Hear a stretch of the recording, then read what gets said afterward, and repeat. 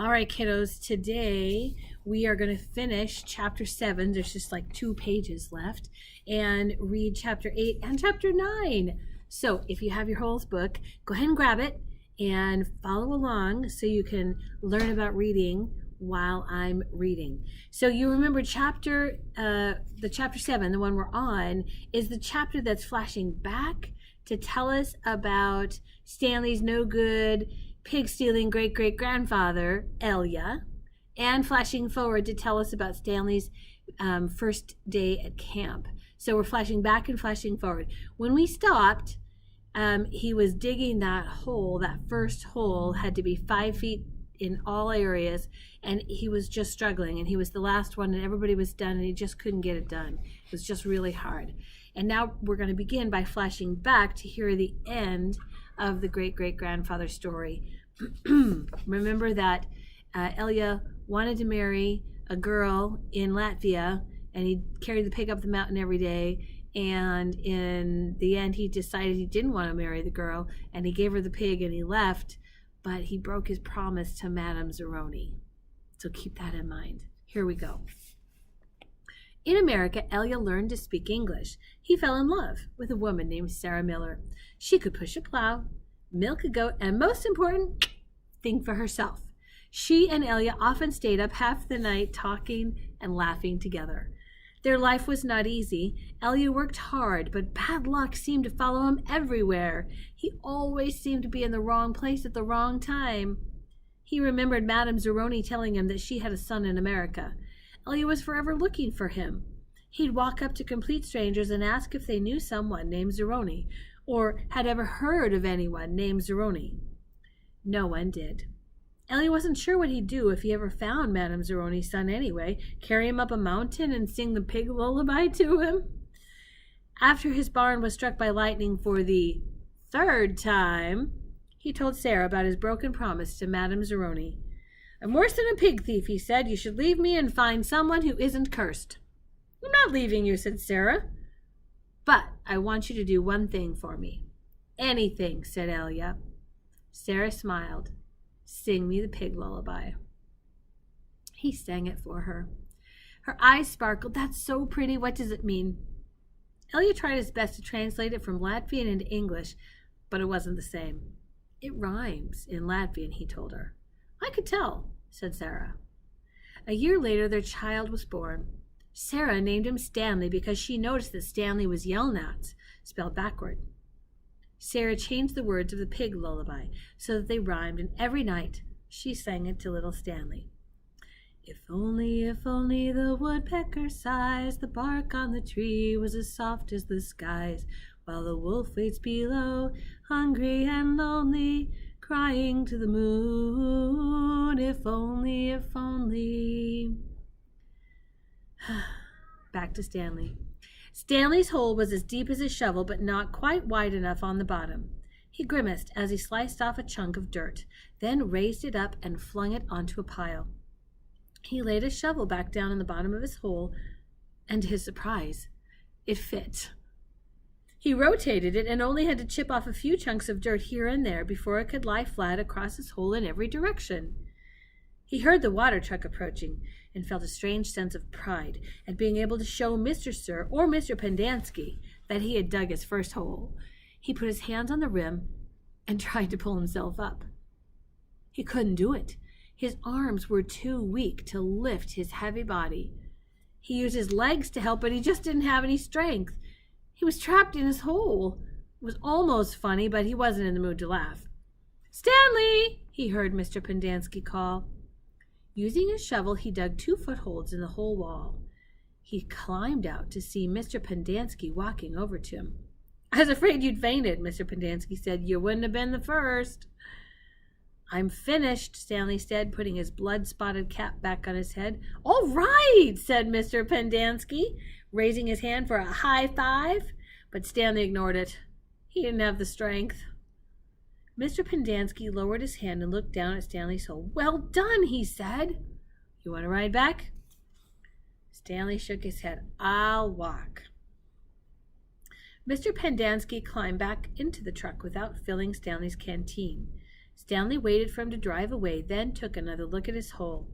He knew it was nothing to be proud of, but he felt proud nonetheless. He sucked up his last bit of saliva and spit. Now, chapter 8. A lot of people don't believe in curses. A lot of people don't believe in yellow-spotted lizards either, but if one bites you, it doesn't make a difference whether you believe in it or not. Actually, it is kind of odd that scientists named the lizard after its yellow spots. Each lizard has exactly 11 yellow spots, but the spots are hard to see on its yellow-green body. The lizard is from 6 to 10 inches long and has big red eyes. In truth, its eyes are yellow, and it is the skin around the eyes which is red, but everyone always speaks of its red eyes. It also has black teeth and a milky white tongue. Looking at one, you would have thought that it should have been named a red-eyed lizard or a black-toothed lizard or perhaps a white-tongued lizard. If you've ever been close enough to see the yellow spots, you were probably dead. The yellow-spotted lizards like to live in holes, which offer shade from the sun and protection from predatory birds. Up to 20 lizards may live in one hole. They have strong, powerful legs and can leap out of very deep holes to attack their prey. They eat small animals, insects, certain cactus thorns, and the shells of sunflower seeds. Do you remember the sunflower seeds? Mr. Sir is always spitting the shells of the sunflower seeds and leaving a trail. I wonder why. Chapter 9. I know, a super short chapter, right? Okay, chapter 9, here we go. Oh, we're going to read about the rec room. And in this book, when he spells rec room, he spells it W-R-E-C-K, which means, something that got wrecked, like what a 2-year-old would do to your Lego blocks, to your tower. Normally, when you talk about a rec room, you talk about a recreation room, and it's spelled R-E-C, and it's meant to be a place to have fun. But at Camp Green Lake, they have a W-R-E-C-K rec room. Let's find out about it. Stanley stood in the shower and let the cold water pour over his hot and sore body. It was 4 minutes of heaven. For the second day in a row, he didn't use soap. He was too tired. There was no roof over the shower building, and the walls were raised up 6 inches off the ground, except in the corners. There was no drain in the floor. The water ran out under the walls and evaporated quickly in the sun. He put on his clean set of orange clothes. He returned to his tent, put his dirty clothes in his crate, got out his pen and box of stationery, and headed to the rec room. A sign on the door said, Rec Room, W-R-E-C-K. Nearly everything in the room was broken. The TV, the pinball machine, the furniture, even the people looked broken with their worn-out bodies sprawled over the various chairs and sofas. X-Ray and Armpit were playing pool. The surface of the table reminded Stanley of the surface of the lake. It was full of bumps and holes because so many people had carved their initials into the felt. There was a hole in the far wall, and an electric fan had been placed in front of it. Cheap air conditioning. At least the fan worked. As Stanley made his way across the room, he tripped over an outstretched leg. "Hey, watch it!" said an orange lump on a chair. "You watch it," muttered Stanley, too tired to care. "What do you say?" the lump demanded. "Nothing," said Stanley. The lump rose. He was almost as big as Stanley and a lot tougher. "You said something?" He poked his fat finger in Stanley's neck. "What'd you say?" A crowd quickly formed around them. "Be cool," said X-Ray. He put his hand on Stanley's shoulder. "You don't want to mess with the caveman," he warned. "The caveman's cool," said Armpit. "I'm not looking for trouble," Stanley said. "I'm just tired, that's all." The lump grunted. X-Ray and Armpit led Stanley over to the couch. Squid slid over to make room as Stanley sat down. "Did you see the caveman back there?" X-Ray asked. "The caveman's one tough dude," said Squid, and he lightly punched Stanley's arm.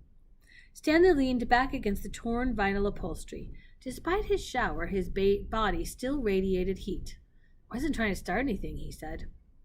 The last thing he wanted to do after killing himself all day on the lake was to get in a fight with a boy called the Caveman. He was glad X-Ray and Armpit had come to his rescue. Well, how'd you like your first hole? Asked Squid. Ugh, Stanley groaned, and the other boys laughed.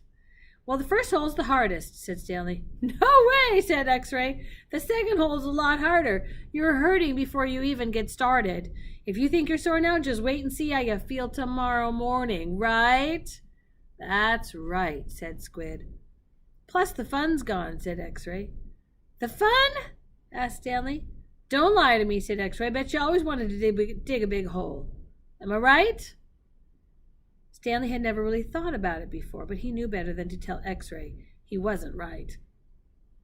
Every kid in the world wants to dig a great big hole, said X-Ray. To China, right?